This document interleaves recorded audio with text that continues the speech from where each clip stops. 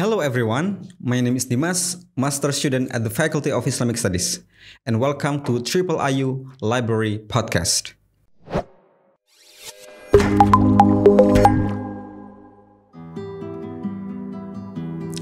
In this episode, I'm going to review a book, The Prophet's Pulpit, Commentaries on the State of Islam, by Professor Khalid Abu El-Fadl.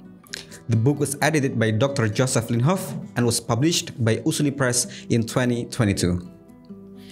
Khalid Abu El-Fadl is a professor at the UCLA School of Law.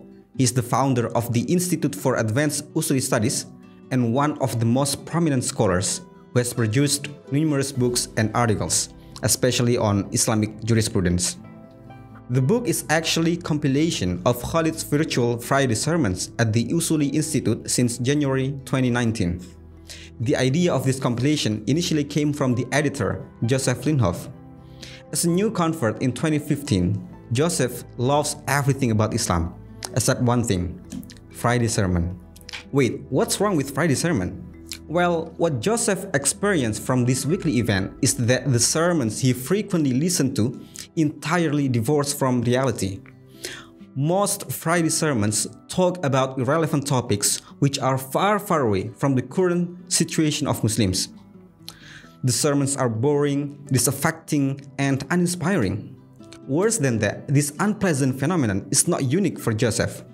It has become a global endemic in the Muslim communities around the world. Joseph's perception on Friday sermons eventually changed when he listened to Professor Khalid's sermons at the Usuli Institute. Joseph felt that it's like cold water to a parched soul. The sermons truly touched the heart of the audience, so inspiring and empowering to the listeners.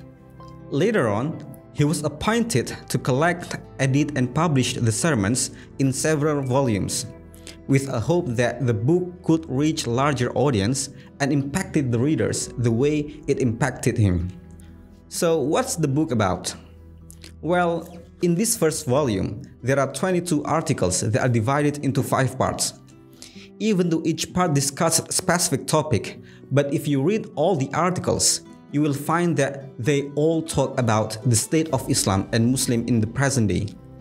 They do not speak of abstract, unrelated topics with the real problems of Muslims, like mostly happen in every Friday sermon. Let's see, for example, Article 12 entitled Resisting the Colonization of Muslim Minds. In this sermon, Khalid explained how Muslims collectively control over half of the world's natural energy resources but remain powerless before the West. He gave an example of Abdul Fattah al-Sisi, the president of Egypt, who seemed to be only a puppet president for the West. Sisi prioritized European and US interests than the Egyptian people. The same problem happened with Muhammad bin Salman in Saudi Arabia and also in many Muslim countries. This is the epitome of disempowerment. Muslims today have no self-determination and autonomy. This kind of disempowerment can also be seen from the success of the Islamophobia movement.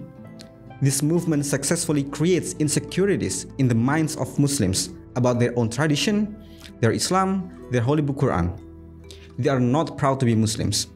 This is what Khalid called the colonization of the Muslim mind. He therefore reminds Muslims to reflect upon their monotheistic faith. The essence of Islamic monotheism to him is that all human beings are equal because they are all creatures of God. This faith should elevate the sense of autonomy and self-confidence of the believers. Many times in this book, Khalid emphasized that Islam is not only about ritual. It's not just about prayer or fasting. Islam is a rebellion against injustice, oppression, and despotism.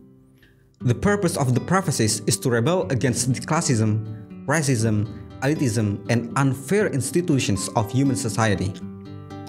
This message should be the main discourse delivered in Friday sermons. That's why Professor Khalid harshly criticized the khatibs who give artificial and alienating sermons for Muslims. He argued that khatibs in Jum'at have to be the most knowledgeable in Islamic teachings among the people, because every pulpit is the pulpit of the Prophet. and the pulpit of Jum'ah is meant to be a spiritual renewal and enlightening moment for Muslims. It's not just a weekly event where Muslims come to the mosque, listen to irrelevant and tedious sermons, pray 2 raka'ah, and leave the mosque empty-handed and empty-hearted. Well, there is actually so much you can take away from this book that I haven't talked about in this video. So if you are interested to read this book, just visit the IIIU library and enjoy your time.